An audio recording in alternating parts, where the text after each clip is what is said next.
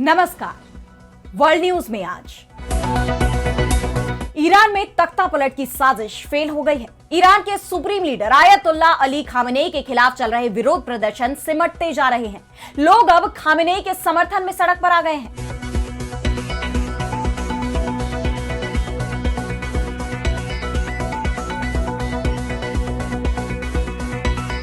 Iran की सड़कों पर अब खामेनेई जिंदाबाद और अमेरिका मुर्दाबाद के नारे गूंज रहे हैं। अमेरिका और इजरायल की साजिश फेल हो गई है। वैसे खामेनेई को हटाने की ये कोई पहली कोशिश तो नहीं थी।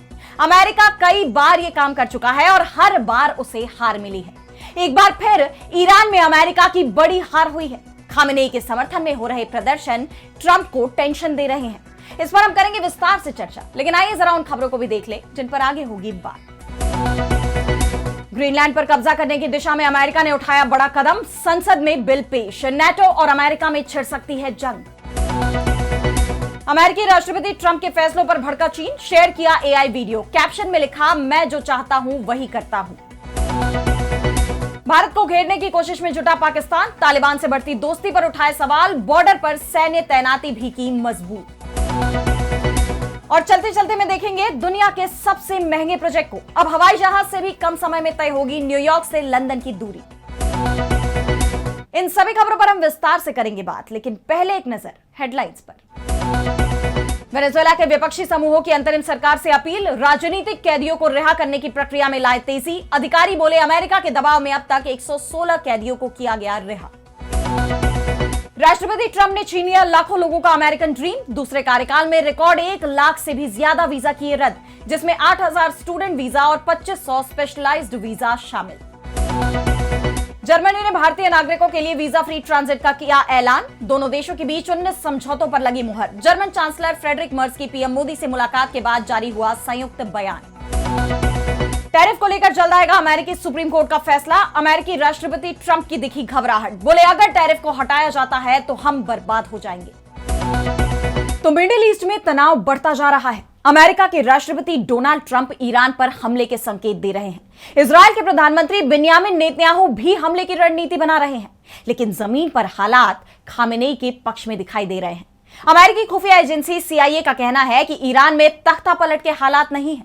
पश्चिम एशिया में अमेरिकी सैन्य बेस भी तैयार नहीं है, ना तो हमले के लिए और ना ही अपनी खुद की सुरक्षा के लिए। इन सैन्य बेसों पर कोई बड़ी हलचल भी नहीं दिख रही है। भारी संख्या में हथियारों की तैनाती भी नहीं हो रही है, सिर्फ बयानबाजी हो रही है। अमेरिका हो या इजरायल, वहां से ईरान के लिए सिर्फ धमकियां आ रही हैं और प्रदर्शनकारियों के समर्थन की बात कही जा रही है। लेकिन ईरान में तस्वीर पलट चुकी है। खामेनेई के विरोध में सड़क पर उतरने वालों की संख्या घटती ही जा रही है, तो खामेनेई के समर्थन में पूरे देश में अब प्रदर्शन शुरू हो चुके हैं। खामेनेई ने भी इस्लामिक रिपब्लिक के समर्थन में हुई एक रैली की तस्वीर साझा की है। अपनी पोस्ट में ईरान के supreme leader Ayatollah Ali Khamenei ने कहा कि अल्लाह के नाम पर, जो बहुत मेहरबान और रहम करने वाला है, महान ईरानी राष्ट्र, आज आपने एक महान काम किया और एक ऐतिहासिक दिन बनाया। आपकी पक्की हिम्मत से भरी इन बड़ी रैलियों ने विदेशी दुश्मनों की साजिशों को पूरी तरह नाकाम कर दिया है। महान ईरानी राष्ट्र ने दुश्मनों के सामने खुद को साबित किया है। यह अमेरिकी नेताओं के लिए एक चेतावनी थी कि उन्हें अपने धोखे भरे काम बंद कर देने चाहिए और अपने देशद्रोही भाड़े के टट्टुओं पर भरोसा करना छोड़ देना चाहिए। ईरान एक मजबूत और शक्तिशाली राष्ट्र है। वो अपने दुश्मन को जानता है और उससे निपटने के लिए हमेशा मैदान में रहता है। ईरान की सड़क पर खामेनेई का समर्थन और अमेरिका के विरोध में नारेबाजी हो रही है। यानी ईरान में तख्ता पलट का डोनाल्ड ट्रंप का प्लान अब फेल हो चुका है। तो ट्रंप ने जो मदद स्टारलिंक के मालिक एलन मस्क से मांगी थी, उसकी कार्ड भी ईरान ने निकाल ली है। दरअसल ट्रंप के कहने पर मस्क ने ईरान में फ्री इंटरनेट देना शुरू किया था, जिससे खामेनेई के खिलाफ आंदोलन करने वालों की मदद की जा सके। लेकिन ईरान ने स्टारलिंक के सिग्नल ही ब्लॉक कर दिए हैं। 80% सिग्नल पहुंच ही नहीं पा रहे हैं, जिसके चलते ईरान में इंटरनेट सही तरीके से काम नहीं कर पा रहा।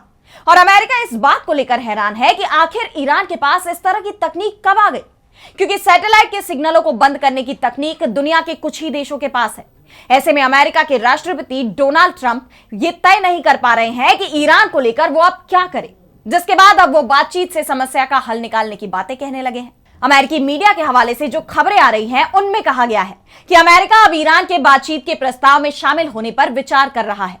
यानी जंग नहीं, बातचीत से सभी मुद्दों का हल तलाशने की बात अब ट्रंप कर रहे हैं, जबकि ईरान पहले ही दिन से कह रहा था कि जो भी टकराव के मुद्दे हैं उन्हें बातचीत से हल किया जा सकता है। इजरायली सेना के प्रवक्ता ब्रिगेडियर जनरल एफी डेफरिन के सुर भी अब बदले बदले दिख रहे हैं। उन्होंने कहा है कि ईरान में विरोध प्रदर्शन उनका आंतरिक मामला है, हम सिर्फ स्थिति का आकलन कर रहे हैं। लेकिन अब ईरान ने बातचीत के लिए शर्त रख दी है। ईरान के विदेश मंत्री सैयद अब्बास अराक्ची का कहना है कि ईरान केवल और केवल आपसी सम्मान के आधार पर अमेरिका के साथ बातचीत को तैयार है। हम अमेरिका के साथ बातचीत के लिए ही नहीं बल्कि युद्ध के लिए भी पूरी तरह तैयार हैं। तो वहीं ईरान के संसद के अध्यक्ष मोहम्मद बाकिर कालिबाफ ने भी अमेरिका को चेतावनी दी है। उनका कहना है कि अगर अमेरिका ईरान में हस्तक्षेप करता है तो क्षेत्र में मौजूद अमेरिकी सैन्य ठिकानों, जहाजों और अमेरिकी सैनिकों को निशाना बनाया जाएगा। उन्होंने कहा है कि आइए और देखिए कि क्षेत्र में अमेरिकी जहाजों और सैन्य ठिकानों का क्या हाल होता है। आइए और ईरानी राष्ट्र की आग में इस कदर जलिए कि ये इतिहास में सभी दमनकारी अमेरिकी शासकों के लिए एक स्थायी सबक बन जाए। अगर आप कुछ करते हैं तो समझ ही जाएंगे कि आपके साथ और इस क्षेत्र के साथ क्या होगा। ईरान जंग के लिए पूरी तरह से तैयार है। वैसे अमेरिकी मीडिया यह भी दावा कर रहा है कि अगर जरूरत पड़ती है तो ट्रंप ईरान पर हमले का आदेश दे सकते हैं और हमला होगा तो इजरायल भी अमेरिका के साथ जंग के मैदान में उतरेगा। और इसी के चलते अमेरिका ने अपने नागरिकों को ईरान छोड़ने का फरमान सुना दिया है। साफ कह दिया है कि तत्काल ईरान से बाहर निकल जाए। प्रदर्शन को लेकर अमेरिका स्थित human rights activist news agency HRANA की तरफ से कहा गया है कि अब तक 650 लोगों की जान जा चुकी है, जबकि ईरान सरकार का कहना है कि प्रदर्शन में 75 लोगों की जान गई है। और अब बढ़ते हैं अगली खबर की तरफ, जहां हम बात करेंगे ग्रीनलैंड के खिलाफ अमेरिका के आक्रामक होते रुख की। तो राष्ट्रपति डोनाल्ड ट्रंप ने साफ कर दिया है कि वो ग्रीनलैंड पर कब्जा करके ही रहेंगे। अमेरिका का ग्रीनलैंड पर कैसे कब्जा हो, इसके लिए डोनाल्ड ट्रंप जोर शोर से लगे हुए हैं और अब उन्होंने इस दिशा में एक और कदम बढ़ाया है। अमेरिकी संसद में ग्रीनलैंड अधिग्रहण का बिल पेश कर दिया है। जी हां, रिपब्लिकन पार्टी के फ्लोरिडा से सांसद रैंडी फाइन ने कांग्रेस में औपचारिक रूप से Greenland annexation and statehood act पेश किया है। उनका कहना है कि यह कानून अमेरिकी सरकार को ग्रीनलैंड पर कब्जा करने और उसे राज्य का दर्जा देने के लिए जरूरी कदम उठाने का अधिकार देगा। साथ ही इसके लिए जरूरी सुधारों पर कांग्रेस को पूरी रिपोर्ट देने का निर्देश देगा। लेकिन इस प्रस्ताव का अंतरराष्ट्रीय स्तर पर विरोध शुरू हो गया है। इससे डेनमार्क और यूरोप का अमेरिका से तनाव और बढ़ेगा, यह तय माना जा रहा है। ग्रीनलैंड की सरकार ने तो कड़े स्वर में कहा है कि वो ये सुनिश्चित करेगी कि आर्कटिक इलाके की रक्षा नाटो की देखरेख में हो। उन्होंने कहा है कि हम किसी भी हाल में ग्रीनलैंड पर अमेरिका के कब्जे को स्वीकार नहीं कर सकते। डेनिश कॉमनवेल्थ के हिस्से के तौर पर ग्रीनलैंड नाटो का सदस्य है और इसलिए ग्रीनलैंड की रक्षा नाटो के जरिए ही होनी चाहिए। यानी अगर अमेरिका ने ग्रीनलैंड पर कब्जे के लिए सेना का इस्तेमाल किया तो उसका सामना सिर्फ ग्रीनलैंड की सेना से नहीं होगा बल्कि नाटो से होगा। वैसे इसकी आशंका तो पहले से ही जताई जा रही है कि अगर ऐसा होता है तो इसे तीसरे विश्व युद्ध की शुरुआत माना जा सकता है, क्योंकि पहले ही कई यूरोपीय देशों ने ट्रंप के इस रुख पर चिंता जाहिर की है। France, Germany, Italy, Poland, Spain, Britain ने खुलकर डेनमार्क को समर्थन दिया है। और अब यूरोपियन कमिश्नर एंड्रियस कुबिलियस का भी बयान सामने आया है। कमिश्नर कुबिलियस ने कहा है कि अगर अमेरिका जबरदस्ती ग्रीनलैंड पर कब्जा कर लेता है तो नाटो खत्म हो जाएगा। लोगों के बीच भी इसका बहुत बहुत बुरा असर होगा। अगर डेनमार्क पर मिलिट्री हमला होता है तो यूरोपियन यूनियन के सदस्य देशों की जिम्मेदारी होगी कि वे डेनमार्क की मदद करें। नाटो प्रमुख मार्क रुटे ने भी बताया है कि नाटो के सदस्य देश आर्कटिक को सुरक्षित रखने के लिए मिलकर अगले कदमों पर चर्चा कर रहे हैं। साफ है कि ग्रीनलैंड पर या तो अमेरिकी राष्ट्रपति अपनी जिद छोड़ेंगे या फिर अमेरिकी सेना को नाटो का सामना करना पड़ेगा। अमेरिकी राष्ट्रपति की ग्रीनलैंड पर कब्जा करने की जिद दुनिया को भयंकर युद्ध में धकेल सकती है। अमेरिका और नाटो का आमने सामने होना भारी तबाही ला सकता है। और अब अगली खबर में बात करेंगे अमेरिकी राष्ट्रपति डोनाल्ड ट्रंप के फैसलों पर भड़के चीन की। तो आप जानते हैं कि बतौर अमेरिकी राष्ट्रपति अपने दूसरे कार्यकाल में अपने फैसलों को लेकर ट्रंप लगातार सुर्खियों में बने हुए हैं। उनके फैसलों के चलते अमेरिका से लेकर पूरी दुनिया तक में बवाल मचा हुआ है। कई देश जो पहले अमेरिका के करीबी हुआ करते थे वो अब दूर हो गए हैं। अंतरराष्ट्रीय संगठनों से ट्रंप खुद ही दूरी बना रहे हैं।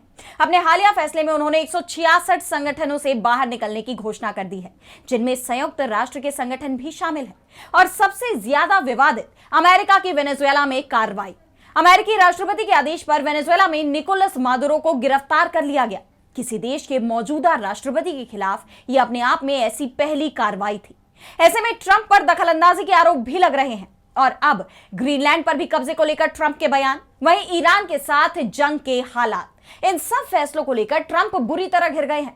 चीन ने उन पर सीधे सीधे तानाशाही के आरोप लगा दिए हैं। चीन के सरकारी मीडिया ने ट्रंप की नीतियों और फैसलों पर तंज कसा है। उन्होंने सोशल मीडिया पर एक वीडियो शेयर किया है जिसमें ट्रंप के फैसलों का मजाक उड़ाया गया है। इस वीडियो के साथ लिखा गया है, मैं जो चाहता हूं वही करता हूं। आप भी देखिए ये video. I'm the boss, the world's my stage. Your oil, your land, it's all my prey. Removing my doodle, just a little game. International rules don't stand in my way. No permission, no regret. My military has a big, big net. Cross the line, you will pay. Listen up, do what I say. I do what I want, I take what I need. I do what I want, I take what I need. Rules are for the weak. Power's my creed. Korean waves, Venezuelan soil. Everybody protest, just a little noise. I make the calls, I make the rules por Venezuela. Nada es demasiado. You can scream, you can cry. International law is for the weak guy. I'm the top, I'm the king. Everything mine, let the chaos reign. I do what I want, I take what I need. I do what I want, I take what I need. Rules are for the weak. Power's my creed.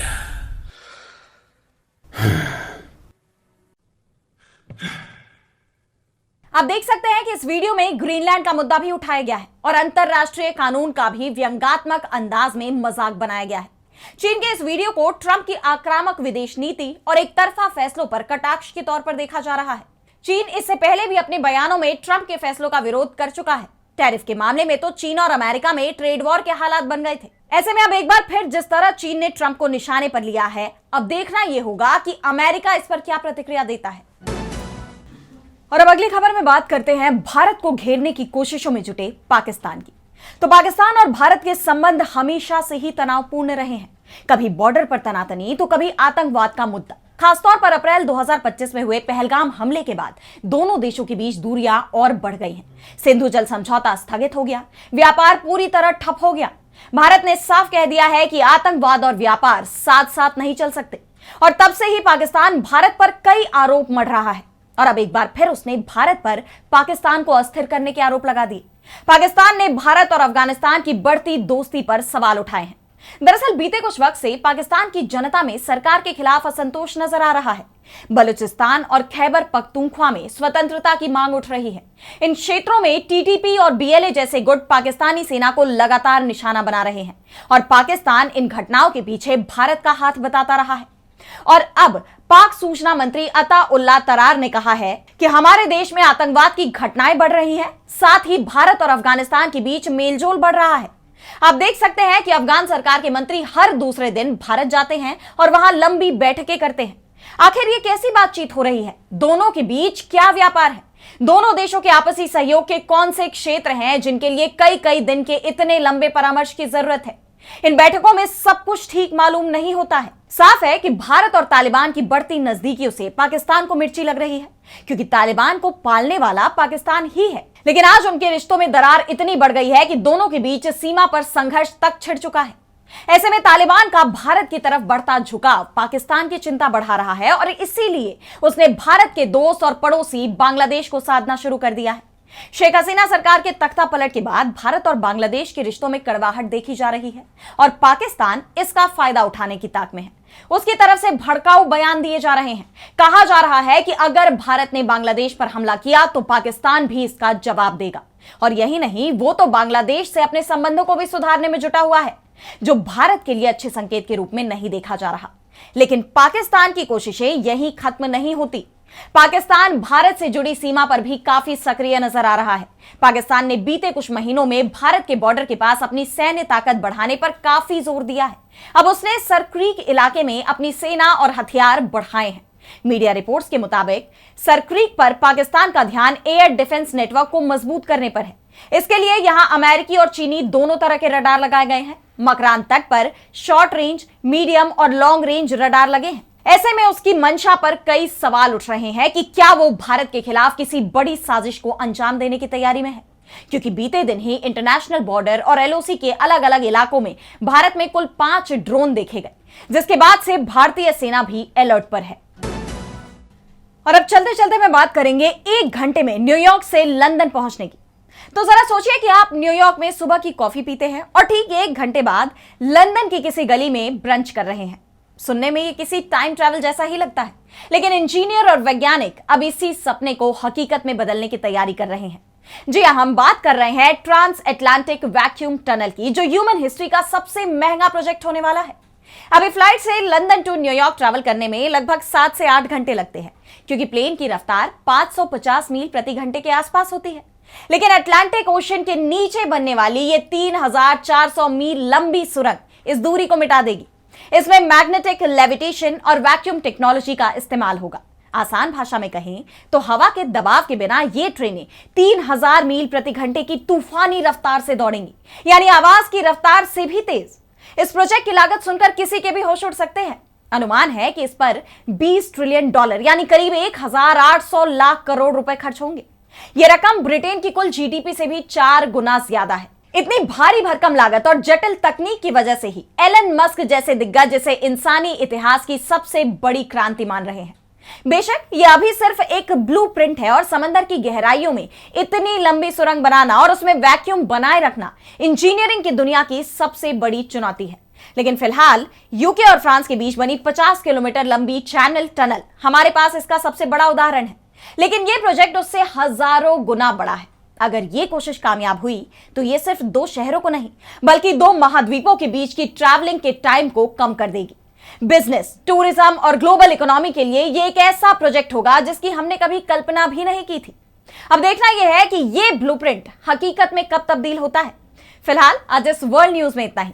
देश दुनिया की तमाम बड़ी खबरों के लिए आप देखते रहिए डीवी लाइव और मुझे दीजिए इजाजत। नमस्कार।